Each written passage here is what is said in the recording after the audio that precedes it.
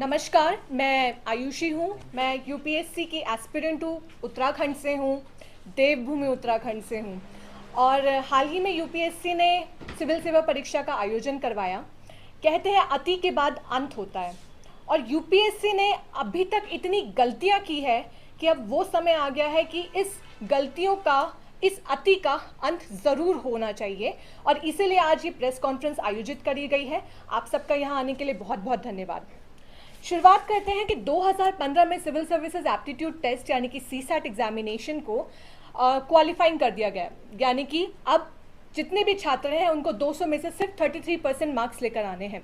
सोच के आपको लग रहा होगा कि 33% ये तो बहुत आसान बात है, लेकिन आज के समय वो 33% जो है वो एक सामान्य छात्र के लिए या फिर जो एक सीरियस कैंडिडेट है उसके लिए भी इतना मार्क्स लेकर आना एक माउंट एवरेस्ट की चोटी के चढ़ने के समान हो चुका है। खास तौर पे जो हिंदी माध्यम से हैं और जो ह्यूमैनिटीज़ बैकग्राउंड से हैं उनके लिए आज के समय पे ये पेपर क्रैक करना बहुत बहुत मुश्किल हो गया है, जबकि ये सिर्फ और सिर्फ एक क्वालिफाइंग पेपर है। अब मैं आपको बताना चाहूँगी कि यूपीएससी ने अपने ऑफिशियल गैजेट में ये लिखा हुआ है कि क्लास 10th लेवल की मैथ्स पूछी जाएगी। अब जो अभ्यर्थी है उसी स्तर के हिसाब से अपनी तैयारी करते हैं, लेकिन इस बार यूपीएससी ने अपनी सारी हदें पार कर दी। हमारे पास लगभग जब पेपर में हम गए तो हमें समझ में आया कि इस बार जो क्वेश्चंस थे वो इस स्तर के थे जो एक आम विद्यार्थी नहीं सॉल्व कर सकता था। और बाहर एग्जामिनेशन हॉल से बाहर आने के बाद हमें समझ में आया कि असलियत तो ये थी कि सिलेबस से बाहर के स्तर के क्वेश्चंस पूछे गए, और ऐसे क्वेश्चंस लगभग कुछ 25 से ऊपर थे। अब हमारे साथ हमारे एडवोकेट साकेत जैन सर हैं और एडवोकेट उमेश सर भी हैं। हमने सेंट्रल एडमिनिस्ट्रेटिव ट्रिब्यूनल में अपनी पिटीशन फाइल करी है और यही हमें रिप्रेजेंट भी कर रहे हैं वहाँ पर। लेकिन इस साल जितना अभ्यर्थियों के साथ अन्याय हुआ उससे हर एक अभ्यर्थी आज ये पूछने के लिए मजबूर है, क्या ये अभ्यर्थी के लिए अमृतकाल की सौगात है? क्योंकि अब यूपीएससी से और यूपीएससी के इस अन्याय से हर एक अभ्यर्थी परेशान हो चुका है। यूपीएससी कहता है हम स्किल्स और जनरल मेंटल एबिलिटी टेस्ट करने के लिए ये पेपर लेते हैं। इस साल का जो पेपर था उसके लिए अभ्यर्थी ये पूछने के लिए मजबूर हो गया है, क्या यूपीएससी के मेंबर्स खुद, क्या यूपीएससी के examiner controller with all due respect, क्या ये पेपर सॉल्व करके दिखा सकते हैं, पास करके दिखा सकते हैं तय समय सीमा में? ये हम सब अभ्यर्थियों की तरफ से उनको ओपन चैलेंज है कि आप तय समय सीमा के अंदर इस पेपर को सॉल्व करके दिखाइए। एक सबसे बड़ी विडंबना है 2022 में जिस अभ्यर्थी ने सिविल सेवा परीक्षा की सीसैट एप्टीट्यूड टेस्ट क्लियर करा, तो उसके लिए यूपीएससी कहता है कि इसके अंदर एप्टीट्यूड है, बुद्धि है। लेकिन 2023 में वही विद्यार्थी जब पाठ्यक्रम से बाहर पूछे जाने सवालों के कारण सीसैट पेपर क्वालिफाई नहीं कर पाया, तो एक ही वर्ष में उस अभ्यर्थियों के लिए यूपीएससी ये भी घोषणा पत्र जारी करता है कि इस अभ्यर्थी के पास एप्टीट्यूड ही नहीं है। ऐसा कैसे हो सकता है? कोई एक मापदंड तो होना चाहिए ना। एक साल एक अभ्यर्थी को कहा कि उसके पास एप्टीट्यूड है, दूसरे साल उसी अभ्यर्थी को कहा कि आपके पास तो एप्टीट्यूड ही नहीं है। और आज बात यहाँ तक पहुँच गई है कि किसी विद्यार्थी के यदि जनरल स्टडीज़ के पेपर में 120 मार्क्स हैं तो जरूरी नहीं है कि वो विद्यार्थी पेपर मुख्य परीक्षा में बैठेगा, लेकिन 75 मार्क्स वाला अभ्यर्थी भी मुख्य परीक्षा में बैठ सकता है। क्यों? क्योंकि उसको मैथ्स के सवाल आने चाहिए, उसको एप्टीट्यूड उसका क्लियर होना चाहिए। लेकिन इस एप्टीट्यूड में ये जो सीसैट है ये शुरू से ही बहुत विवादों से घिरा हुआ है। आप सबको बताना चाहूँगी कि 2010 में जब सीसैट नहीं था उस समय यही पेपर में मुख्य परीक्षा में हिंदी माध्यम के जो अभ्यर्थी थे सिविल सेवा परीक्षा में लगभग मुख्य परीक्षा में 4200 के अभ्यर्थी हिंदी माध्यम से बैठते थे। जैसे ही अगले साल 2011 में हिंदी माध्यम के सीसैट पेपर आया तो हिंदी माध्यम के जितने अभ्यर्थी हैं उनकी संख्या 4200 से घटकर लगभग 1700 हो गई। और ये हमारे पास प्रॉपर प्रूफ है, ये यूपीएससी की एनुअल रिपोर्ट से हमने पूरा डेटा क्लेम करा है। और आपको बताती हूँ कि हमने कितना प्रोग्रेस करा है। आज के समय 2021 में जो हिंदी माध्यम के अभ्यर्थी हैं उनकी संख्या मुख्य परीक्षा में बैठने वाले अभ्यर्थियों की महज 470 पे सिमट के रह गई है। अब सबसे बड़ा सवाल ये उठता, हम हिंदुस्तान में रहते, हिंदी हमारी मातृभाषा, उसके बाद हिंदी भाषियों के साथ इतना अन्याय क्यों?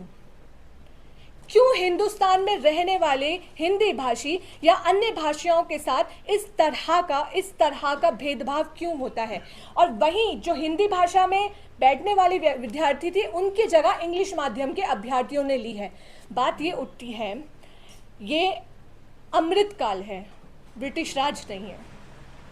इस बात को हम सबको और हमारी सरकार को भी ये सोचने की ज़रूरत है कि जब हमारी सरकार कहती है कि हमें हिंदी को आगे बढ़ाना है, हिंदी को प्रोत्साहन करना है, लेकिन जब यही बात यूपीएससी में आती है, उस परीक्षा की आती है जहां से top bureaucrats IAS, IFS, IPS choose करे जाते हैं, तो क्या ग्रामीण क्षेत्र से आया हुआ एक विद्यार्थी, उसके अंदर इतनी काबिलियत नहीं है कि वो इंग्लिश मीडियम के अभ्यर्थी से प्रतिस्पर्धा कर सके?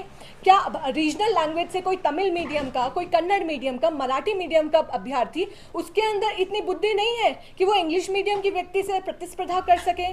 या फिर जो चयन प्रक्रिया है वो इस प्रकार से बना दी गई है कि जानबूझ के या प्रारंभिक स्टेज पे ही हिंदी माध्यम के और अन्य भारतीय भाषाओं के जो विद्यार्थी हैं वो अपने आप ही बाहर हो जाते हैं। अब मैं आपको एक एग्जाम्पल बताती हूँ। उदाहरण के तौर पे इस बार सीसैट के पेपर में सेट डी क्वेश्चन नंबर 74 में डेटा का हिंदी ट्रांसलेशन दत्त लिखा हुआ है। ये कॉम्प्रिहेंशन का क्वेश्चन था। अब जरा ये मुझे जितने भी हिंदी विद्वान हैं हमारे देश में वो खुद बताएं कि डेटा का ट्रांसलेशन हिंदी में दत्त कैसे हो सकता है। लेकिन यूपीएससी के खिलाफ एक ऐसी मिथ बन गई है, एक ऐसी मनोदशा बन गई है कि यूपीएससी खुदा है और कोई गलती नहीं कर सकता। लेकिन आज हम सब विद्यार्थी आपको ये समझाने की प्रयास कर रहे हैं कि ऐसा बिल्कुल नहीं है। यूपीएससी ने भी बहुत सारी मिस्टेक्स करी हैं और हमारी पहली डिमांड यही है कि जो यूपीएससी ने इस बार का पेपर लिया है सीसैट का, उसमें क्वालिफाइंग मार्क्स को कम किया जाए। दूसरी डिमांड ये है कि यूपीएससी ने अपने विजन डॉक्यूमेंट 2019 में खुद सरकार को ये कहा था कि सीसैट के पेपर को कैंसिल कर दिया जाए, और उसके पीछे बहुत इंपॉर्टेंट रीजंस भी हैं कि क्यों कैंसिल कर दिया जाए। और आज वही समय है कि यूपीएससी ने अपना दोहरा मापदंड अपनाया है। एक तरफ तो कहते हैं कि कैंसिल कर दिया जाए पेपर को, और दूसरी तरफ वही पेपर का स्तर, आउट ऑफ सिलेबस क्वेश्चंस, इस तरह का जो दोहरा मापदंड है वो किसी को भी अच्छा नहीं लग रहा है। साथ ही साथ मैं आपको ये बताना चाहूँगी कि जनरल स्टडीज़ का जो पेपर था इस बार इस प्रकार के क्वेश्चंस, ऑप्शंस इसमें आर्बिट्री, वेग एंड इरैशनल ऑप्शंस बनाए गए हैं जो कि यूपीएससी के मापदंड से बिल्कुल मेल नहीं खाता। और इस पेपर की भी हमारी डिमांड है कि इस पेपर की भी जांच होनी बहुत ज़रूरी है, क्योंकि यूपीएससी एक कॉन्स्टिट्यूशनल बॉडी है और इसी पेपर के द्वारा आईएएस, आईपीएस, आईएफएस ये देश का भविष्य होते हैं। और आज जब हम अभ्यर्थी इस पेपर के जरिए सेलेक्ट होके जाते हैं और हम देश का भविष्य बनाने का पूरा पोटेंशियल रखते हैं, तो इसमें बहुत ज़रूरी है कि यूपीएससी एक स्टैंडर्ड को फॉलो करे। साथ ही साथ आप सबको एक ऐसी बात बताना चाहती हूँ जिसको समझकर तो जितने भी अभ्यर्थी हैं उनके पैरों तले ज़मीन खिसक गई। यूपीएससी ने 2022 में प्रीलिमिनरी एग्जामिनेशन लिया। उस प्रीलिमिनरी एग्जामिनेशन की आंसर की 1-1.25 साल बाद आई है अब जाकर, और उसके बाद अभ्यर्थी को पता चलता है कि उस आंसर की में इतने सारे सवाल तो गलत थे। अब अभ्यर्थी आज पूछते हैं ये सवाल कि यूपीएससी की तो एक्सपर्ट कमेटी है, तो जब यूपीएससी की एक्सपर्ट कमेटी है, वो एक्सपर्ट कमेटी क्या कर रही है? पहले तो आप 1 साल बाद आंसर की निकालते हैं, उसके बाद उस आंसर की में भी इतने सारे क्वेश्चंस हैं जो कि गलत दिए गए हैं, और इसका हमारे पास प्रूफ भी है। हमारी रिसर्च टीम ने ऑलरेडी 7 क्वेश्चंस ऐसे हैं जिसका आंसर गलत दिया हुआ है, और उसके लिए रिसर्च हमने करी है। अभी हम आपके साथ गूगल ड्राइव लिंक शेयर करेंगे और सारे डॉक्यूमेंट्स हमने उस पर अपलोड करे हैं। एक सवाल है जिसमें ये कहा गया है कि कौटिल्य अर्थशास्त्र के हिसाब से a person could be a slave according to judicial pronouncement. अब इस पे हमने बहुत रिसर्च करी है, इवन गवर्नमेंट सोर्सेज जो है वो यही कहते हैं ये स्टेटमेंट बिल्कुल सही है, लेकिन यूपीएससी के एक्सपर्ट कमेटी के हिसाब से और यूपीएससी की आंसर की के हिसाब से ये स्टेटमेंट बिल्कुल गलत है। अब सवाल ये उठता है कि ऐसे कितने चाणक्य यूपीएससी में हैं जो ये कह रहे हैं कि स्टेटमेंट गलत है, जब सारे रिसोर्सेज सारे सोर्सेस आज ये कहते हैं ये स्टेटमेंट गलत है, ये स्टेटमेंट बिल्कुल सही है, तो यूपीएससी क्यों ये कहती है कि ये स्टेटमेंट गलत है? और सबसे बड़ी बात है कि इस स्टेटमेंट पे कार्रवाई कब होगी? आपने तो पिछले साल साहब रिजल्ट निकाल दिया, मेंस में मुख्य परीक्षा में भी बच्चे बैठ गए और कम से कम ऐसे 7 क्वेश्चन जिस पर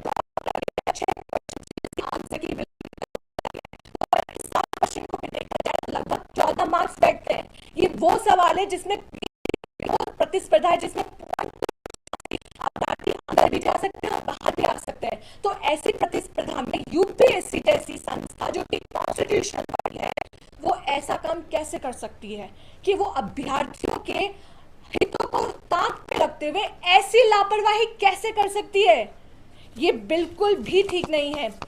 साथ ही साथ सीसैट के पेपर में 2021 में एक क्वेश्चन के लिए यूपीएससी ने एक सवाल के 2 उत्तर माने, वहीं दूसरी तरफ यूपीएससी ने 2022 में एक क्वेश्चन ही ड्रॉप कर दिया।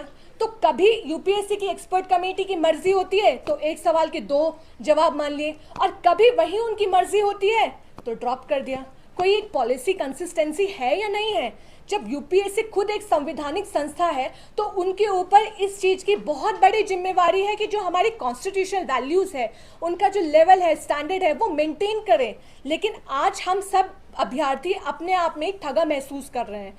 जो अभ्यर्थी फेल होता है तो वो सोचता है कि शायद हमारी तैयारी में कमी रह गई होगी और इसलिए ये सब हुआ, लेकिन आज उन्हें पता चलता है यूपीएससी की आंसर की 1 साल बाद जब आती है कि वास्तव में तो ये था कि उसकी गलती नहीं थी, इसमें तो यूपीएससी की गलती थी। और आज अभ्यर्थी अपने आप को ठगा हुआ महसूस कर रहा है। और मैं सभी अभ्यर्थियों की तरफ से ये बोलना चाहती हूँ कि वास्तव में यूपीएससी ने अभ्यर्थियों के साथ फ्रॉड कर दिया। ये आज के समय की रियलिटी है। हमारे पूर्वजों ने जब संविधान बनाया, किस लिए बनाया? कि आज एक संवैधानिक संस्था हमारे साथ इस तरह का खिलवाड़ कर दे। इसी के साथ साथ जितने भी डिजर्विंग कैंडिडेट्स हैं आज वो यही चाहते हैं कि जीएस के लिए भी एक एक्सपर्ट कमेटी बने, और हमारे साथ अभी इस समय सुभाष जी भी हैं, वो अपनी बातें और रखेंगे साथ में। नमस्कार मीडिया बंधुओं, जैसा कि आप सबको ज्ञात है कि सीसेट के इशू के बाद एक बहुत ही गंभीर इशू है जिससे आप लोग अवगत हैं, लेकिन सरकार ने अब तक उसको उसका संज्ञान नहीं लिया है। 2020 और 21 में कोरोना नामक महामारी आई, आप सबको पता है। उस समय देश में परिस्थितियां क्या थी ये बताने की ज़रूरत नहीं है, बस कुछ मैं 1-2 उदाहरण देना चाहूँगा। जैसे कि लॉकडाउन लगा हुआ था, हमारे कोचिंग संस्थान बंद थे, हम लोग अपने अपने घरों को वापस लौट गए थे, हमारे पास अध्ययन सामग्री नहीं थी, हमारे पास गाँव में इंटरनेट कनेक्टिविटी की सुविधा नहीं थी, और स्थितियां इतनी बुरी थी कि भारतीय रेल जो आज तक कभी बंद नहीं हुई, भारतीय रेल का भी चक्का जाम हो गया था। ये स्थिति की भयावहता को बताता है। गंगा में तैरती लाशों को किसने नहीं देखा है? तो हम छात्र वर्ग भी उससे अछूते नहीं थे। हमारे ऊपर भी कोरोना महामारी का उतना ही असर हुआ जितना बाकी के ऊपर हुआ, लेकिन सरकार ने हमारे दर्द पर अब तक मरहम लगाना उचित नहीं समझा। सरकार ने अलग अलग वर्ग को, अलग अलग सेक्टर को राहत पहुंचाई है, लेकिन यूपीएससी सिविल सेवा की तैयारी करने वाला जो छात्र वर्ग है वो अब तक राहत से अछूता है। हम लोग परीक्षा, उस समय की जो परिस्थितियां थी देश में, वो बिल्कुल भी ऐसी नहीं थी कि दुनिया की सबसे कठिन परीक्षा की तैयारी करके और हम परीक्षा को क्रैक भी करें। इसलिए उस समय छात्र वर्ग परीक्षा देने के मूड में नहीं थे। हम चाहते थे कि सरकार इस वर्ष की सिविल सेवा परीक्षा को रद्द कर दे। जब स्थितियां सामान्य हो जाएंगी तब परीक्षा का पुनरायोजन कराया जाए, लेकिन सरकार ने हमारी मांगों को नज़रअंदाज किया लिहाजा हम लोग सुप्रीम कोर्ट गए, वहाँ एक रीट याचिका डाली गई। उसमें सरकार ने जो हलफनामा डाला, उसमें सरकार ने कहा कि हमारी परीक्षा से संबंधित जो समस्त तैयारियां हैं वो पूरी कर ली गई हैं। यदि इस समय हम परीक्षा को रद्द करते हैं तो बहुत बड़ा नुकसान होगा, फाइनेंशियल नुकसान होगा, इसलिए परीक्षा तो रद्द नहीं होगी, लेकिन जिन लोगों का ये आखिरी अवसर है उनको हम फिर से एक अतिरिक्त अवसर देने पर विचार करेंगे। इसके बाद एडमिट कार्ड जारी कर दिया गया। मजबूरन हम लोगों को एग्ज़ाम में बैठना पड़ा, क्योंकि जिनका वो आखिरी अवसर था, यदि एग्ज़ाम में नहीं बैठते तो वैसे भी अवसर ख़त्म ही हो जाता। तो हम आधी अधूरी तैयारी के साथ परीक्षा में बैठे और बहुत सारे लोग जो है पीटी पास नहीं कर पाए, पीटी के स्तर पर ही डिस्क्वालीफाई हो गए। लेकिन सरकार के समक्ष हम लोगों ने बार बार अपनी मांगों को रखा, मल्टीपल टाइम्स हमने पीएमओ में अपने रिप्रेजेंटेशन दिए, ये सब सारी फाइलें हैं हमारे पास, लेकिन सरकार ने अब तक उसका कोई संज्ञान नहीं लिया है। जबकि जो संसद की समिति होती है, हर विभाग की एक संसदीय समिति होती है, तो यूपीएससी आता है डीओपीटी के अंतर्गत। डीओपीटी की जो संसदीय समिति है, जिसको सुशील कुमार मोदी जी चेयर करते हैं, उस समिति की 112वीं रिपोर्ट आई 2022 में। उसमें स्पष्ट लिखा हुआ है कि कोरोना महामारी से यूपीएससी के छात्रों का बहुत नुकसान हुआ है, अतः सरकार इसकी भरपाई के लिए इन्हें अतिरिक्त अवसर और तदनुसार आयु सीमा में छूट प्रदान करे। केंद्र सरकार ने भी अलग अलग भर्ती परीक्षाओं में राहत दी है, जैसे कि एसएससी जीडी में 3 साल का रिलैक्सेशन दिया। ये डीओपीटी का नोटिफिकेशन है। एसएससी जीडी में जो दिया गया है 3 साल का रिलैक्सेशन, ये डीओपीटी का नोटिफिकेशन है। मैं रिलेवेंट पार्ट केवल पढ़ना चाहूँगा, इसमें क्या लिखा गया है। लिखा गया है कि due to unprecedented COVID pandemic, it has been decided by the government to grant 3 years age relaxation beyond respective prescribed upper age limit for all categories of candidates as one-time measures for this recruitment. सरकार ने SSC GD को दिया, SSC CGL में as reckoning policy को बदला, जिससे भी बहुत सारे छात्र लाभान्वित हुए। अग्निपथ स्कीम में आर्मी अभ्यर्थियों को 2 साल का रिलैक्सेशन दिया गया, आईआईटी में दिया गया, सीए एग्जाम में दिया गया। लेकिन यूपीएससी के छात्रों ने कौन सा गुनाह किया है? हमें राहत से अछूता क्यों रखा गया है अब तक? जो राज्य लोक सेवा आयोग होता है वो भी संवैधानिक संस्था है। 18 से ज़्यादा राज्यों ने अपने यहाँ लोक सेवा आयोगों में जो है वो दिया है, छूट दिया है। उसके लिए भी मेरे पास पेपर्स पड़े हुए हैं, लेकिन यूपीएससी के छात्रों को अब तक कोई छूट नहीं मिली है। इसको लेकर के हम लोग फिर सुप्रीम कोर्ट गए। सुप्रीम कोर्ट में एक रीट याचिका डाली गई, अरिजीत शुक्ला बनाम यूनियन ऑफ इंडिया। इसमें सुप्रीम कोर्ट का फैसला आया। सुप्रीम कोर्ट कहता है कि जो संसदीय समिति की रिपोर्ट है, जिसमें छात्रों को अतिरिक्त अवसर और आयु सीमा में छूट देने की बात की गई है, सरकार उसको मद्देनजर रखते हुए इन छात्रों को राहत दे और 2 सप्ताह के भीतर इनकी मांग जो है उस पर विचार करे।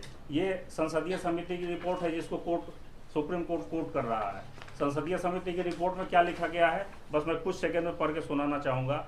The committee is of opinion that COVID-19 has caused untold agony and insurmountable sufferings to many. The whole of India has come to a standstill. Lives and livelihoods got disrupted, and the student community was also adversely affected. Keeping in view of the hardship faced by the student community during the first and second COVID waves, माने 20 और 21, the committee recommends the government to change its mind and grant extra attempt with corresponding age relaxation. ये DOPT की report है। इसको supreme court Arijit Shukla versus union of India case में court करते हुए कहता है कि सरकार इस पर 2 सप्ताह में विचार कर ले, लेकिन सरकार इसको भी ठंडे बस्ते में डाल दे रही है। कोर्ट का जो रिलेवेंट पार्ट में पढ़ना चाहूँगा, कोर्ट क्या कहता है। In light of the recommendation of the parliamentary standing committee we dispose of this petition with direction to the appropriate authority to re-examine the representation made by the petitioners and similarly placed person afresh and take appropriate decision as may be within 2 weeks।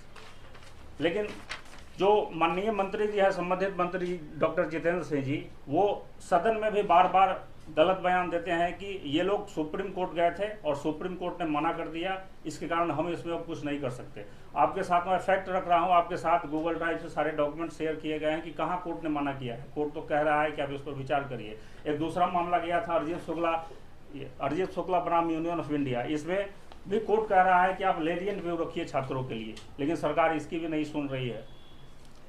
हमारे समर्थन में हमारी जो मांग कितनी जिन्यून है, हमारे समर्थन में लगभग 150 सांसदों ने प्रधानमंत्री जी को और डॉक्टर जितेंद्र सिंह जी को चिट्ठियां लिखी है। इतने सांसदगण यदि प्रेजेंट एंड वोटिंग से सदन में वोटिंग कर दे तो कोई बिल पास हो जाता है, लेकिन फिर भी हमारी मांग पर अब तक कोई संज्ञान नहीं लिया गया। आयुषी जी ने सीसेट की बात कही है, उसमें मैं कुछ बातें और जोड़ना चाहूँगा। साजिश के तहत कोविड और सीसेट को आप लोग अलग करके मत देखेंगे। 2020 से ही कोरोना पैंडेमिक आई और 2020 से ही साजिश के तहत सीसेट के पेपर को इतना टफ बनाया गया है कि ग्रामीण पृष्ठभूमि के जो छात्र हैं, जो गैर अंग्रेजी भाषी छात्र हैं या अन्य भारतीय भाषाओं के छात्र हैं, उनको बाहर किया जा रहा है। यूपीएससी की जो 72वीं रिपोर्ट है, वो रिपोर्ट कहती है कि 2020 में हिंदी माध्यम के केवल 470 लोग पीटी पास कर पाए और 2021 में वो संख्या और घट करके केवल 2020 में 486 लोग पास कर पाए पीटी और 2021 में वो संख्या और घट के 470 पर आ गई। तो और ये 72वीं रिपोर्ट में भी कहा गया है कि जो टोटल रिकमेंडेड कैंडिडेट हैं जिनका सिलेक्शन हुआ है, उसमें 64.9 इंजीनियर हैं, 7.9 साइंस बैकग्राउंड के हैं और 4% चिकित्सा बैकग्राउंड के हैं, मेडिकल बैकग्राउंड के हैं। इन सबको क्लब कर देने पर 77% लोग केवल तकनीकी बैकग्राउंड के लोग जो हैं वो मतलब सिविल सेवा में सेलेक्ट हो रहे हैं, यानी केवल 23% लोग जो है ह्यूमैनिटीज बैकग्राउंड के सेलेक्ट हो रहे हैं। अब मैं पूछना चाहता हूं सरकार से, भारत एक विविधता वाला देश है, भारत की विविधता का क्या होगा? आपकी जो भाषा होती है, आपकी जो आप जिस भूगोल में रहते हैं, आपकी जो आर्थिक पृष्ठभूमि है, उसका आपके व्यक्तित्व पर गहरा प्रभाव पड़ता है। आज भी भारत में लगभग 25% लोग गरीबी रेखा के नीचे गुजर बसर करते हैं। ऐसे लोग के पास उतने पैसे नहीं है कि अपने बच्चों को पब्लिक स्कूल में भेजें, ये अपने बच्चों को सरकारी स्कूलों में ही भेजते हैं। और सरकारी स्कूलों की स्थिति ये है कि आज भी 8वीं 9वीं क्लास के बच्चों को बेसिक न्यूमरेसी नहीं पता है। ये बच्चे जैसे तैसे 10वीं पास करते हैं और उसके बाद ह्यूमैनिटीज के सब्जेक्ट से अपने आगे की पढ़ाई को जारी रखते हैं। यूपीएससी कहता है कि हम 10वीं क्लास का मैथ्स पूछते हैं सीसेट में, लेकिन उसमें कैट का और आईआईटी जेईई के सवाल डाले जा रहे हैं। अब बताइए कि जो ग्रामीण पृष्ठभूमि का छात्र है वो कैसे इन सवालों को टैकल कर पाएगा? तो हम तो मान के चल रहे हैं कि जो यूपीएससी पहले हुआ करता था यूनियन पब्लिक सर्विस कमीशन, वो अब धीरे धीरे Aahista Aahista urban public service selection commission बनते जा रहा है। निगवेकर समिति की बात मैं करना चाहूंगा, जो सीसेट से रिलेटेड है। ये सरकार की बनाई समिति है, हमने नहीं बनाया है, सरकार की समिति है। निगवेकर समिति कहती है कि निगवेकर समिति की रिपोर्ट है कि सीसेट की विसंगतियों को देखते हुए निगवेकर समिति ने कहा था कि यह शहरी क्षेत्रों के अंग्रेजी माध्यम के प्रतियोगियों को फायदा पहुंचाता है और ग्रामीण क्षेत्र के प्रतियोगियों के लिए कठिनाई उत्पन्न करता है।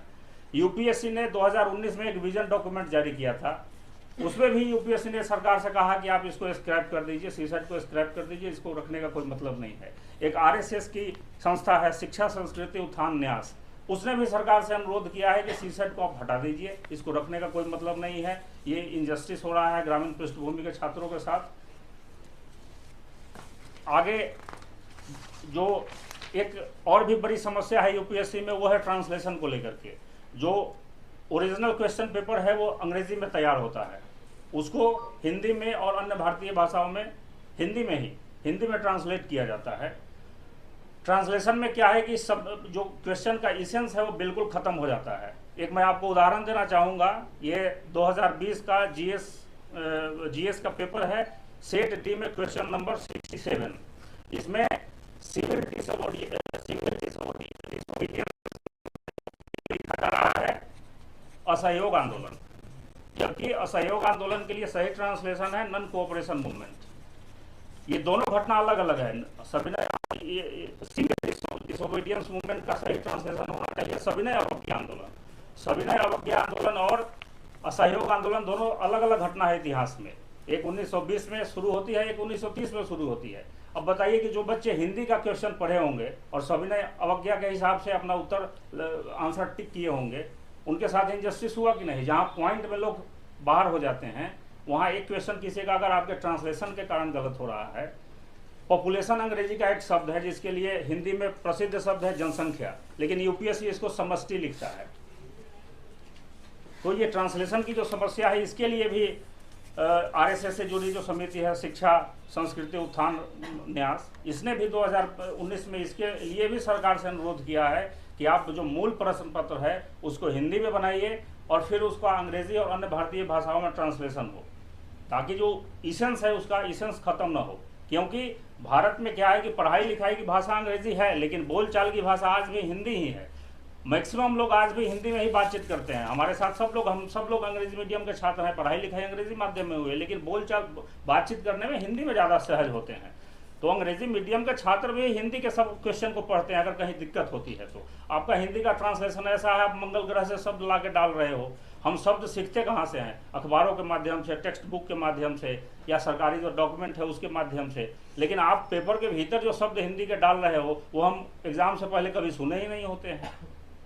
तो सरकार ट्रांसलेशन की समस्या पर भी ध्यान दे। एक मांग है, एक जो समस्या है 2018 से इसकी शुरुआत हुई है लेटरल एंट्री की। 2018 से सरकार लेटरल एंट्री को औपचारिक रूप से लागू कर रही है। लेटरल एंट्री का मतलब यह है कि चयन की जो प्रक्रिया है सिविल सेवा में वो कंपटीशन के थ्रू होता है। कंपटीशन के थ्रू सिविल सेवा परीक्षा नाम है उसका, सिविल सेवा परीक्षा के नाम थ्रू डायरेक्ट रिक्रूटमेंट होता है लोगों का। लेकिन सरकार इस प्रक्रिया को न मानते हुए सीधे जब किसी को संयुक्त सचिव के पद पर ला रही है उसको लेटरल एंट्री कहा जाता है। वो लोग 5 साल के लिए आते हैं, शॉर्ट टर्म के लिए, 5 साल के बाद फिर चले जाते हैं। अब यहाँ केवल स्टूडेंट वर्ग को ही इससे हानि नहीं है, हमारे लिए तो चलिए हमारे लिए जो कुछ रिक्तियां हैं वो कम, कुछ वैकेंसी कम आएंगी, लेकिन इससे राष्ट्र को, देश को भी बहुत बड़ा नुकसान है। क्योंकि यहाँ हितों के टकराव का मामला बन रहा है। वो निजी क्षेत्र के लोग हैं, निजी क्षेत्र का अभी भी उद्देश्य होता है लाभ को अधिकतम करना, जबकि सरकार का उद्देश्य होता है जनहित को अधिकतम करना। तो वो निजी क्षेत्र के लोग हैं, 5 साल के लिए सरकार में आए हैं, जिनके पास प्रशासन का कोई अनुभव नहीं है। वो 5 साल यहाँ काम करेंगे, किसके लिए काम करेंगे सोचने वाली बात है, क्योंकि उनको पता है कि 5 साल बाद में मुझे फिर कहाँ जाना है। तो वो जहाँ उनको जाना है 5 साल बाद और जहाँ से आए हैं उसी की बुनियाद इन 5 सालों में वो तैयार करेंगे। सिविल सेवा परीक्षा से जो चयनित होकर के लोग आते हैं उनके पास प्रशासन की ज़मीनी हकीकतें पता होती है, बारीकियों को वो जानते हैं।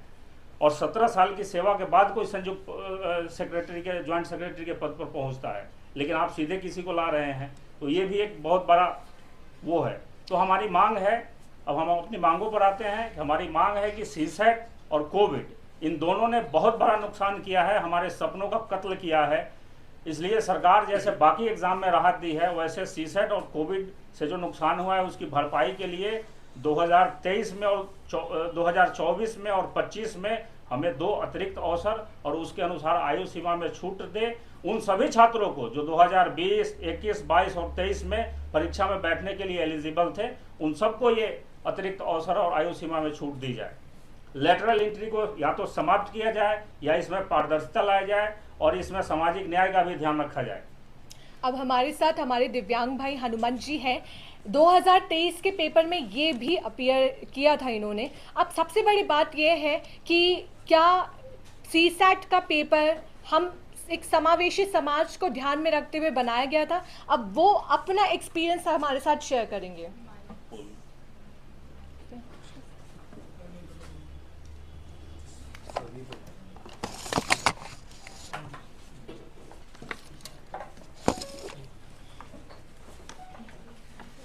आपका देखना वायर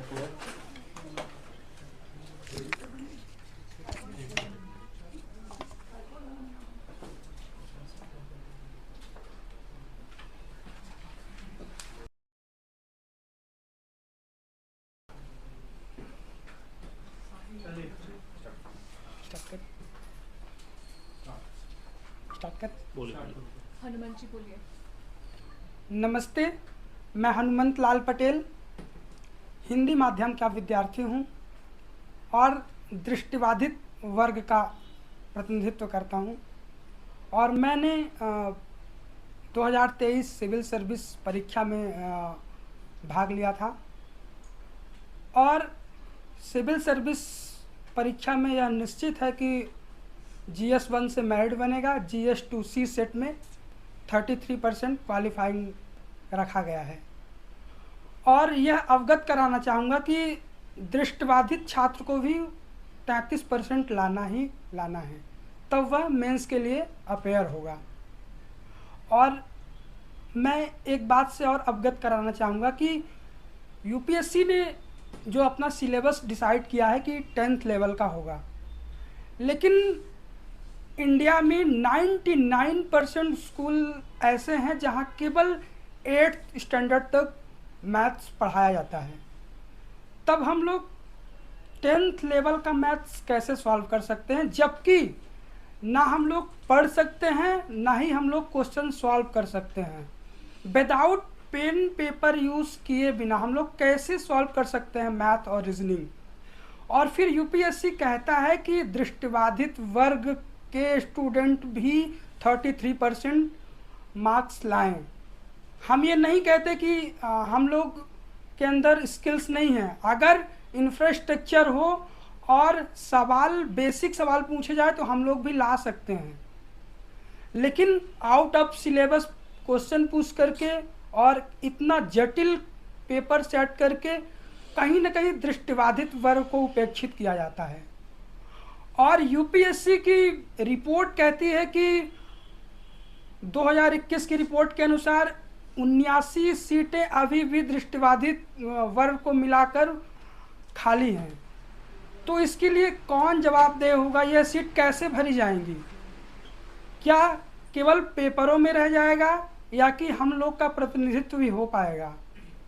सर, मैं गवर्नमेंट से यह अपील करना चाहूँगा, यूपीएससी से यह अपील करना चाहूँगा कि वे दृष्टिबाधित वर्ग के साथ साथ हर दिव्यांग वर्ग को उपेक्षित ना करें, क्योंकि हम आपसे दया नहीं चाहते, हम आपसे सहयोग चाहते हैं। हमें अवसर चाहिए, हमारे अंदर भी वो क्षमता है कि हम सिविल सर्विस में सिविल सर्वेंट के रूप में इंडिया को सर्व कर सकें। केवल सीसेट के माध्यम से हमारी स्किल पर संदेह ना उठाया जाए। हमारे अंदर वह काबिलियत है कि हम सीसेट को भी कर सके, लेकिन उसकी भी एक दायरा होना चाहिए। और बाकी जीएस को जैसे हम पढ़ते हैं वैसे सीसेट को भी पढ़ सकते हैं।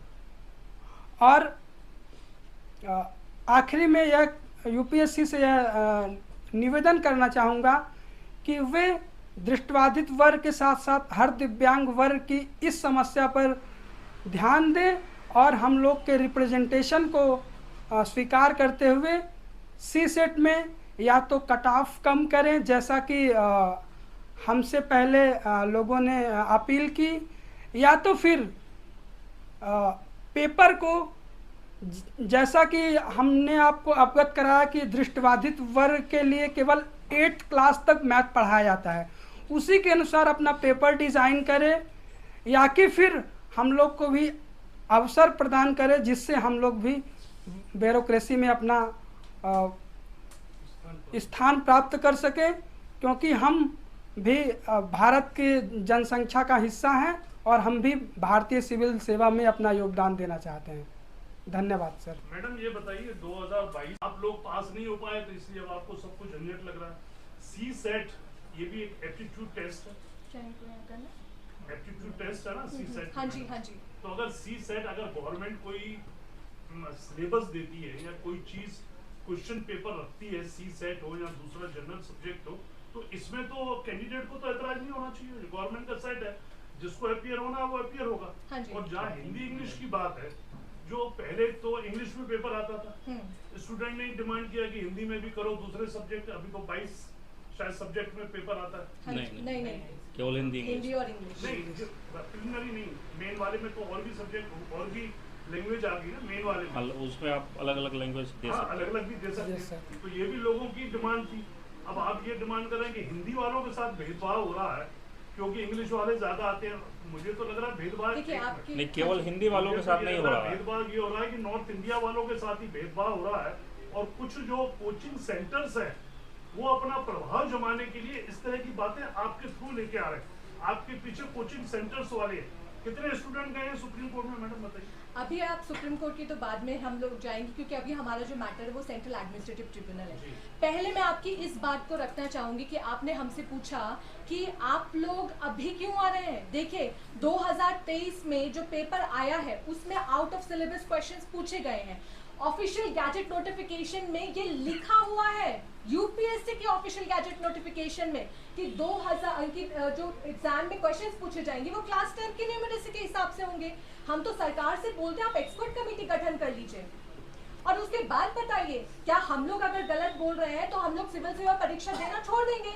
लेकिन अगर हम लोग तैयारी करके पूरी तरीके से साल भर मेहनत करके उसके बाद भी हमें ये पता चलता है कि यूपीएससी इस तरह का अन्याय करता है, तो हमारी तो ना तो सरकार सुन रहा है, ना यूपीएससी सुन रहे हैं, और ना ही अब एक ही है बस जो कोर्ट है, जो न्यायपालिका है, उन्हीं से हमें पूरी तरीके से भरोसा है। कोर्ट में आपने कहा है कि एक एक्सपर्ट कमेटी बना दी जाए जो इन सब चीजों को देखे, ये डिमांड है आपकी कोर्ट में? ये अभी साकेत सर बताएंगे आपको, क्योंकि आप वो तो हमारे और चीजें एडवोकेट डिमांड हैं। कर रहे हैं, remove CST, reduce CST cut off, why not for expert committee जो ये तय करे कि जो आप बातें बोल रही हैं उसका अध्ययन करे और उस पर सरकार को इमीडिएट रिपोर्ट दे। आप कोई उसको टाइम फ्रेम दें कि 1 महीने में डिसाइड करे, जैसे आपका फाइनल एग्जाम है तो उसमें उसको देख सके कितने स्टूडेंट पास हो रहे हैं।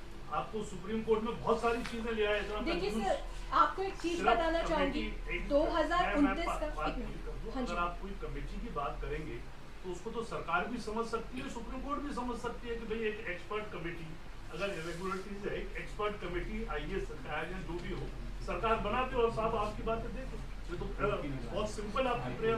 सर जिस कमेटी की आप बात कर रहे हैं ये हमारी डिमांड नहीं है, जो संसद की समिति है जिसको मिनी पार्लियामेंट कहा जाता है, वो 112वीं रिपोर्ट में संसद की समिति बोल रही है।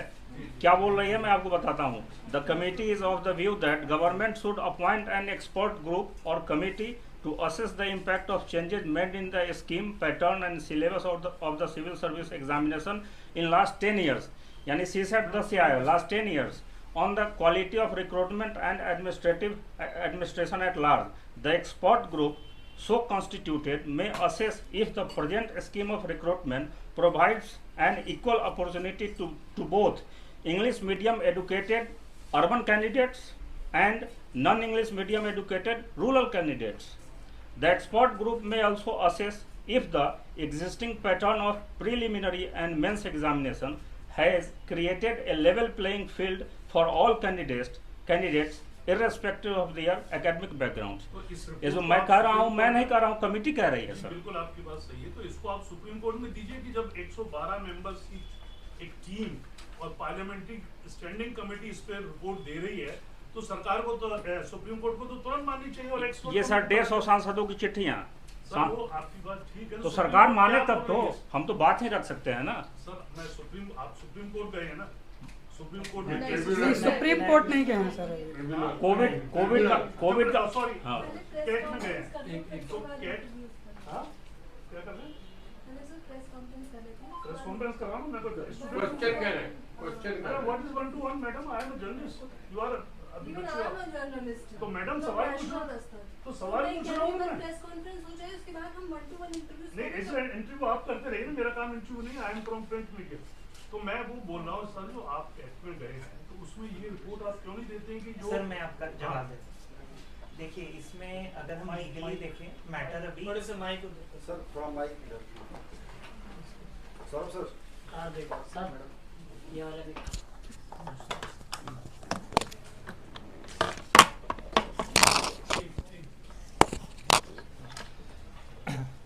नमस्कार, बहुत सिंपल है। इस केस में हुआ क्या है, यूपीएससी एक प्रिलिमिनरी एग्जामिनेशन लेती है जिसमें आपको बहुत ब्रीफ में बताऊंगा, ज़्यादा टाइम नहीं लूँगा। उसमें 2 पेपर्स होते हैं। पेपर 1 जनरल स्टडीज़ का होता है जिसमें हिस्ट्री ज्योग्राफी के सवाल आते हैं। पेपर 2 एक एप्टीट्यूड टेस्ट होता है जिसमें comprehension, logical reasoning, analytical ability वो वाले सवाल आते हैं, जिसमें क्लियर कट यूपीएससी की स्टैट्यूटरी नोटिफिकेशन जो कि सिविल सर्विसेज रूल्स के अंडर बनी है वो प्रिस्क्राइब करती है कि जो क्वेश्चंस का लेवल होगा, जो न्यूमरेसी के सवाल होंगे वो क्लास 10th के लेवल के होंगे। ठीक है, अब हमारा ग्रीवियंस कहाँ पे आया, यूपीएससी ने सीसेट का पेपर लिया इस बार उन्होंने, मैं आपको एग्जांपल देता हूँ, एक टॉपिक है परमुटेशन एंड कॉम्बिनेशन। आप किसी एनसीईआरटी, किसी सीबीएसई, आईसीएसई बोर्ड की किताब उठा के देख लीजिए, वो टॉपिक क्लास 11 से स्टार्ट होता है। आपने परमुटेशन के ज़्यादा नहीं तो मैट्रिक कोर्ट में पेंडिंग है तो मैं ज़्यादा डिटेल्स में मेरिट्स पे आर्ग्यू नहीं कर सकता। तो परमुटेशन एंड कॉम्बिनेशन का टॉपिक क्लास 11 से स्टार्ट होता है। मिनिमम से मिनिमम 10 से 12 क्वेश्चन ऐसे हैं जो परमुटेशन कॉम्बिनेशन के डायरेक्ट हैं, वो आपने इस पेपर में पूछे हैं। यूपीएससी के सी सेट का पर्पस समझिए आप। 2015 में 2013 से सी सेट स्टार्ट हुआ, 2013 और 14 में सी सेट क्वालिफाइंग नहीं था, तो इसके मार्क्स ऐड होते थे। तो सी सेट हम लाए क्यों थे कि रॉट लर्निंग नहीं होनी चाहिए कि आप सिर्फ हिस्ट्री में रट्टा मार रहे हैं, ज्योग्राफी में रट्टा मार रहे हैं, तो हमें कैंडिडेट का कुछ एप्टीट्यूड भी चाहिए, तो आप सी सेट ले आए। बट फिर 2013-14 में आपने ये देखा कि जो इंजीनियरिंग बैकग्राउंड है, जो आईआईटीएन स्टूडेंट्स हैं जिनका मैथमेटिक्स हायर लेवल मैथमेटिक्स पढ़ा हुआ है, वो सीसेट में 200 में से 170 नंबर ला रहे हैं और जीएस वाले में 50 नंबर लाके वो 220 में पेपर क्वालिफाई कर रहे हैं। तो अगर मैं हिस्ट्री बैकग्राउंड से हूँ, मेरा मैथमेटिक्स उतना अच्छा नहीं होगा। इंटेलिजेंस की कमी नहीं है, आईआईटी बॉम्बे का छात्र है और लोकल बिहार यूनिवर्सिटी का छात्र है, उसकी इंटेलिजेंस सेम होगी, पर आप ये समझिए उसका स्किल सेट अलग होगा। कोई बंदा 5 साल हिस्ट्री पढ़ रहा है और अगर कोई बंदा 5 साल हायर मैथमेटिक्स, इंजीनियरिंग, इंटीग्रेशन वगैरह, डिफरेंशिएशन पढ़ रहा है, तो उसका स्किल सेट अलग होगा। तो ऐसे में आप बोलो कि हम क्या करते हैं, एक कॉमन एग्जाम लेंगे जिसमें क्वेश्चंस होंगे जो कि आईआईटी बॉम्बे वाला इजीली सॉल्व कर पाए, तो उसके बेस पे आप हमें आईएएस बना रहे हो, तो ये तो अनफेयर चीज़ हुई ना। आप एक ऐसा पेपर बनाइए। सीसेट का पर्पज़ ये था कि आपको एक जर्नलिस्ट रिक्रूट करने हैं जिसमें एक बेसिक एप्टीट्यूड होना चाहिए कि वो जो, हम कभी भी ये नहीं कह रहे कि आप वैसे सवाल दो कि कैंडिडेट सॉल्व कर पाए।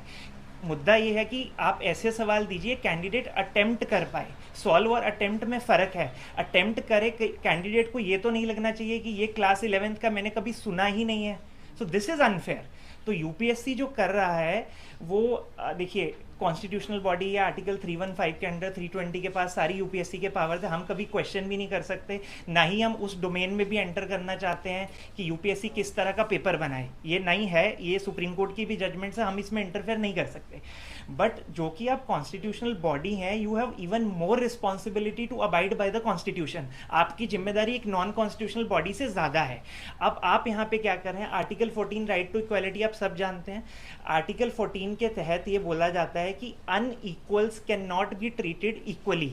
जो असमान है, मैं हिस्ट्री पढ़ा हुआ हूँ और इन्होंने आईआईटी बॉम्बे से बीटेक की हुई है, हम पेपर देने के लिए समान हैं, बट आप पेपर ऐसा बना रहे हैं कि सिर्फ हम मैथमेटिक्स ही टेस्ट कर रहे हैं, तो हम असमान हुए ना, तो वो आर्टिकल 14 की वायलेशन है। तो हमने यही सब सारी पॉइंट आउट करने के लिए कैट में हमने मैटर दिया। कैट में हमारी पहली प्रेयर ये है कि अब देखिए, इस पे भी डाउट हो सकता है कि हम बोल रहे हैं 10 सवाल कंट्रोवर्शियल हैं, यूपीएससी बोले 8 सवाल कंट्रोवर्शियल है, कोर्ट बोले 12 सवाल कंट्रोवर्शियल हैं। तो हमने एक जनरल रिलीफ मांगा है कोर्ट से कि 33% से रिड्यूस करके आप 23% कर दीजिए, ताकि इसी में किसी व्यक्ति विशेष का कोई फायदा नुकसान वाली बात नहीं है, सबको इक्वली यूनिफॉर्म बेनिफिट मिले। सेकेंड, जो आप बोल रहे थे, हमारी डिमांड यही है कि आप एक एक्सपर्ट कमेटी बनाइए। बहुत सारे क्वेश्चन हायर लेवल मैथमेटिक्स के हैं, हम भी पोर्ट्रे नहीं करें कि हम एक्सपर्ट हैं। जजेस भी देखिए, सबका जुडिशियल बैकग्राउंड है, नो वन इज एक्सपर्ट कि कोई जज मैथमेटिक्स का क्वेश्चन सॉल्व करके नहीं बता सकता। तो हमारी ये न्यूट्रल डिमांड, जो हमारी प्रेयर नंबर 2 है कैट की पिटिशन में, ओए हमने फाइल की है, वो यही है कि आप एक कमेटी बनाइए। उस कमेटी को टाइम बाउंड तरीके से एक रिपोर्ट सबमिट करें। कमेटी के सामने कुछ पॉइंट्स ऑफ डिटर्मिनेशन होंगे, वो ये होंगे कि आप ये बताइए क्या ये पेपर क्लास 10th लेवल का है, क्या ये पेपर आउट ऑफ सिलेबस है, क्या इंग्लिश कॉम्प्रिहेंशन के कुछ ऐसे क्वेश्चंस हैं जो इतने वेग हैं कि वो अटेम्प्ट ही नहीं कर सकते कैंडिडेट। आप उस सब में एक टाइम बाउंड तरीके से आप हमें रिपोर्ट बना के दे दीजिए। फिर उसके बाद आगे जो होगा, जो कोर्ट का कहना होगा, हमें स्वीकार है। अगर हमें कैट के ऑर्डर हमारे अगेंस्ट आता है तो हमारे पास रेमेडी, हम हाई कोर्ट जाएंगे, सुप्रीम कोर्ट जाएंगे।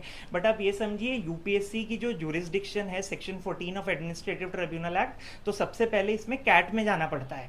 आप अगर आर्टिकल 32 में सीधा सुप्रीम कोर्ट जाएंगे तो पहला सवाल यही आता है, जब आपके पास जुरिस्डिक्शन है ट्रिब्यूनल की, why are you moving to the supreme court. तो इसीलिए ये स्टेप बाय स्टेप प्रोसीजर है। हम कैट में गए थे, कैट में हमें नोटिस इशू हुआ, उसके बाद हमने स्टे मांगा था, जो स्टे हमें नहीं मिला था, जिसको हमने हाई कोर्ट में डिवीजन बेंच के सामने अपील किया। डिवीजन बेंच ने हमें स्टे नहीं दिया, बट डिवीजन बेंच ने ये बोला कि मैटर बहुत अर्जेंट है, ये ऑर्डर में लिखा है, तो इसीलिए कैट को आदेश दिया कि आप इसको जल्दी डिसाइड कर दीजिए, एक्सपेडिशियसली डिसाइड कर दीजिए। तो अभी मैटर कैट में पेंडिंग है, वो कैट में आर्ग्यू होगा और हमें पूरा भरोसा है कि 13th को, अभी नेक्स्ट डेट 13th को लगी है, तो 13th को हम मैटर फाइनल हियरिंग के लिए आर्ग्यू करेंगे। ये हमारे रिलीफ्स हैं। और जो भी आप सर पॉइंट बोल रहे थे कमेटी वाला, वो हमारी मेन प्रेयर ही है। उस कमेटी, हम भी यही चाहते हैं कि जज से बेटर है कि वो कमेटी इस चीज़ को समझे और अपनी रिपोर्ट सबमिट करे।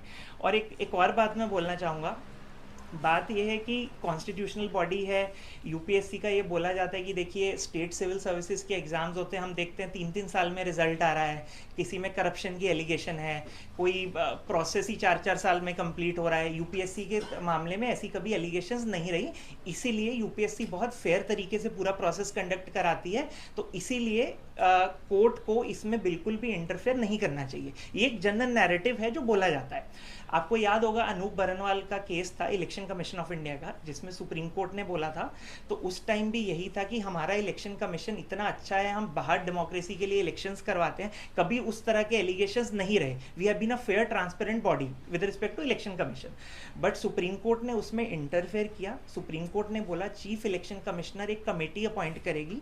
वो क्यों बोला सुप्रीम कोर्ट ने? ताकि लोगों का ट्रस्ट बना रहे। ये जो यूपीएससी है ये स्टूडेंट्स के लिए ही तो है। आप स्टूडेंट्स को रिक्रूट कीजिए, आपको जो पूछना है पूछिए।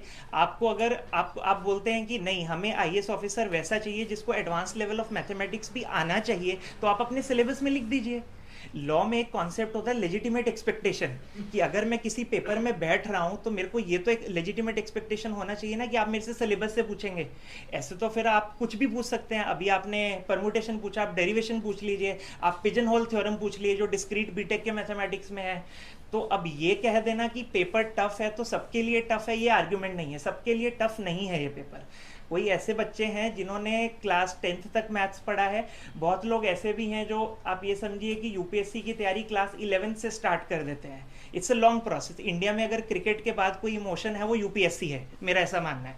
तो लोग क्लास 11 से अपनी तैयारी शुरू कर देते हैं। आर्ट्स ले ली है, बीए हिस्ट्री किया है, एमए हिस्ट्री किया है। अब इस तरह का पेपर देके वो बच्चे को ये नहीं लग रहा, उसको ये लग रहा है कि यार मैंने 7 साल गलत कर लिया हिस्ट्री लेके, मेरे को नहीं लेना चाहिए था, मेरे को मैथमेटिक्स पढ़ना चाहिए था, इस वजह से फिर मैं आईएएस का पेपर क्लियर कर सकता था। तो ये गलत है, ये बेसिक फैलेसी है। और एक लास्ट बात मैं ये बोलना चाहूँगा ट्रांसपेरेंसी के ऊपर।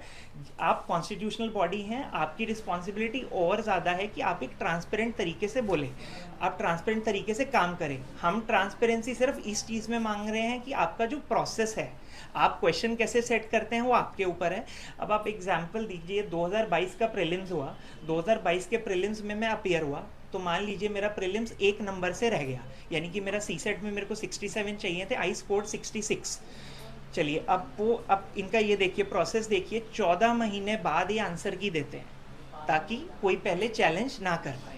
हम हमारा सिस्टम फुल प्रूफ इसलिए चाहते हैं कि कोई चैलेंज ना कर पाए। चैलेंज ना कर पाना फुल प्रूफ है, जबकि हर स्टेट सिविल सर्विसेज में हर एग्जाम में आपको answer key within a week दे दी जाती है। तो अब मेरा 1 नंबर से सीसेट रह गया, बट 14 महीने बाद मुझे पता चलता है कि चलो मेरे मार्क्स आए कि मेरे 66 आए, मेरे को 67 चाहिए थे।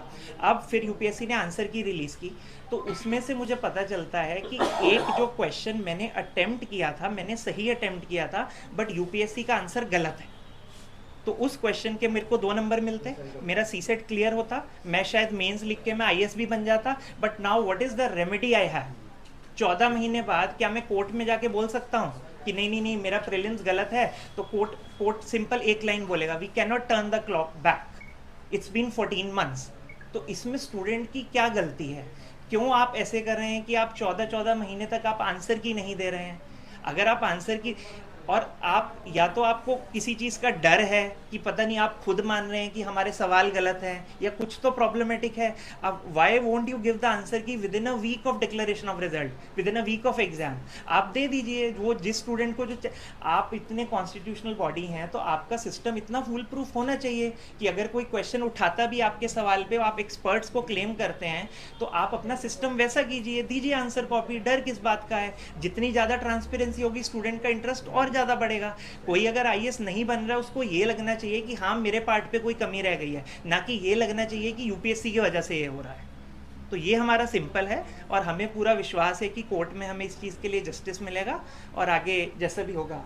एक सवाल है कि इस पूरे जो केस और सारी पिटीशन आप लोगों ने लगाई, आप 2-3 लोग ही हैं या और भी स्टूडेंट्स हैं आप लोग? सर मैं बताना चाहूँगी कि हमारे पास टेलीग्राम ग्रुप हमने बनाया था एग्ज़ाम से लगभग 28 मई के बाद ही, हमने 2-3 दिन बाद ही एक टेलीग्राम ग्रुप बनाया था, और आज हमारे पास उस टेलीग्राम में 13,000 से ज़्यादा अभ्यर्थी जुड़ चुके हैं। और हर दिन हमारे जो टेलीग्राम ग्रुप के मेंबर्स हैं वो इंक्रीज़ हो रहे हैं। तो जो पिटीशन है वो लगभग 16 या 17 अभ्यर्थियों ने फाइल करी है, लेकिन वो एक पिटीशनर है, वो ही हम सब अभ्यर्थियों के रिप्रेजेंटेटिव हैं, क्योंकि हमें पता है कि हमारे साथ इनजस्टिस हुआ है और वो एक पिटीशन ऐसी है जो हम सभी अभ्यर्थियों को रिप्रेजेंट कर रही है। एक प्रश्न है कि जैसे यूपीएससी की तैयारी होती है, तो यूपीएससी के ऊपर सिलेबस होता है आपका, हाँ जी। लोड होता है, उससे सिलेबस से बाहर के क्वेश्चन आए हैं, ये आप क्वेश्चन उठा रहे हैं। हाँ जी, हाँ जी। दूसरा ये दिल्ली में जो आईएएस तैयारी कराने की, ये 5,000 करोड़ रुपए की मार्केट है हर साल। हाँ जी। तो कोई ऐसा है कि आपको प्रेशर में है, किसी के लिए ग्रुप के साथ है, आपको हिंदी वाले नहीं आ रहे मेन क्या है? बिल्कुल नहीं, अच्छा, वही है। दूसरा क्वेश्चन कि अगर सिलेबस है तो उसको दोबारा दिल्ली हाईकोर्ट में चैलेंज क्यों नहीं करते? अगर सिलेबस से बाहर आएगा तो आपको चैलेंज क्यों नहीं करते? देखिए सर, पहले दूसरा सवाल का जवाब देखिए, दूं। कोई भी पेपर अगर नहीं सिलेबस से बाहर आएगा तो आप हाईकोर्ट में चैलेंज कर सकते हैं। हमने सेंट्रल एडमिनिस्ट्रेटिव ट्रिब्यूनल में इसी बात को challenge second ma'am, first is high court. नहीं सर, मैं आपको बताता हूँ। सर देखिए, हाँ। आप बात जितनी कर रहे हाँ हैं जी, कर रहे हाँ हैं। जी। जब सिलेबस ही आउट ऑफ आएगा तो हम तो पार्टी उसको बनाएंगे सर। लाभ तो यही कहता है ना, पार्टी को बनेंगे, ट्रिब्यूनल तो बात की बात हाँ है। सर, मैं आपको बताता हूँ। Section 14 of administrative tribunal act 1985 है जो जिसके अंतर्गत कैट काम करता है। तो उसमें ये लिखा गया है कि ग्रुप ए सर्विस जो कि आईएएस है, उससे रिलेटेड रिक्रूटमेंट का कोई भी मैटर है वो कैट में पहले जाएगा। एल चंद्र कुमार कॉन्स्टिट्यूशन बेंच। सर, वो हाँ अलग है। अब इनके 2 साल बिगड़ भी रहे ना, हाँ टाइम जी। नहीं मिल रहा, तो आप तो सीधा हाई कोर्ट में नहीं सर, petition सीधा करते हैं। हाईकोर्ट एंटरटेन नहीं करता इन पिटिशंस को। इतना आप समझिए, मतलब मैं वकील हूँ, मैं आपको गलत इन्फॉर्मेशन नहीं दूंगा। इसमें पहली जो जुरिस्डिक्शन बनती है वो कैट की बनती है। जब कैट से मैटर डिसमिस हो जाता है, फिर division bench of Delhi high court ये मैटर सुनता है। अब सिलेबस वाला भी जो आप बोल रहे हैं, that is also part and parcel of recruitment. तो उसकी जुरिस्डिक्शन भी बहुत लाइन ऑफ जजमेंट्स है, वो कैट में ही बनती है। तो हमें स्टेप से ही जाना पड़ेगा। सर, आपने दूसरा सवाल पूछा था कोचिंग इंस्टीट्यूट की, आप क्या किसी कोचिंग इंस्टीट्यूट के प्रतिनिधि हैं? मैं आपको ये पूरी तरीके से बताना चाहती हूँ कि हमारा किसी भी कोचिंग इंस्टीट्यूट के साथ कोई तरीके से भी कोई कनेक्शन नहीं है। मैंने खुद कोई कोचिंग इंस्टीट्यूट से कभी कोचिंग नहीं ली है। आज तक जितने भी समय मैं प्रिपरेशन करी है, मैंने खुद सेल्फ स्टडी से करी है। लेकिन आज मैं आप सबको बताना चाहती हूँ कि जिस तरह का सीसैट का पेपर यूपीएससी ने दिया, वो मेरे सामान्य अध्ययन या मेरी कैपेसिटी के बियॉन्ड था। इस तरह का सीसैट का out of syllabus question paper मैं तो सॉल्व नहीं कर सकती। और जब से ये पेपर आया है यूपीएससी में, खास तौर पे सीसैट की मार्केट में तो फ्लड आ चुका है और वहाँ पर इतने सारे कोर्सेज हैं जो अब इतने महंगे महंगे बिक रहे हैं। आप सोचिए, ग्रामीण क्षेत्र का कोई व्यक्ति है, कोई अभ्यर्थी है, क्या वो इतनी महंगी कोचिंग अफोर्ड कर सकता है? लेकिन आज के परिप्रेक्ष्य में ये संभावना पूरी बन चुकी है कि अगर आपको इस तरह का पेपर आता है और सीसैट आपको क्वालिफाई करना है तो आपको किसी कोचिंग संस्था के अंदर जाना ही पड़ेगा। वरना मेरे अंदर तो इतनी काबिलियत नहीं है, माफ कीजिएगा, लेकिन मेरे अंदर इतनी काबिलियत नहीं है कि अब जिस तरह का सीसैट का पेपर आ चुका है, मैं बिना कोचिंग इंस्टीट्यूट की हेल्प के बिना सीसैट को क्वालिफाई कर सकूं। इसका मतलब जो कोचिंग सेंटर है वो सीसेट वाले जो सेट करते हैं उनसे मिले हुए हैं?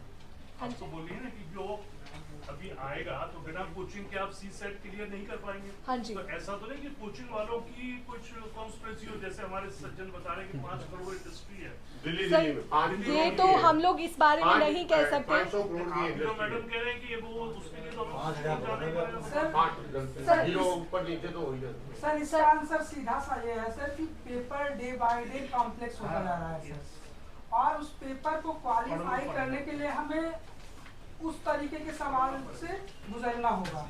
तो उस तरीके के सवाल को गुजरने के लिए कहीं ना कहीं हमें कोचिंग हेल्प करेगा।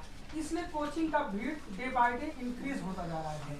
और बाकी आपका कहना है कि मिले हुए हैं, तो ऐसा कुछ नहीं है सर। आपका सर एक प्रश्न था कि जो लोग सफल हो गए वो तो नहीं आया, आप असफल हो गए इसलिए आ गए। तो सर आपको समझना होगा कि ये बीए, बीएससी और बीकॉम की परीक्षा नहीं है, ये स्कूल कॉलेज वाली परीक्षा नहीं है, ये कम्पिटिटिव एग्जामिनेशन है। आप क्वेश्चन कितना भी टफ कर देंगे। 10 साल से, एक्सक्यूज मी, मैं 10 साल से इसी पे काम कर रहा हूँ सर मुझे जवाब तो देने दीजिए। जो आप इस तरह कह रहे हैं कि मैं स्टूडेंट हूँ, क्या हूँ, मुझे सब मालूम है। मैं भूमिका में बोल रहा हूँ, मैं आपके प्रश्न पर आ रहा हूँ।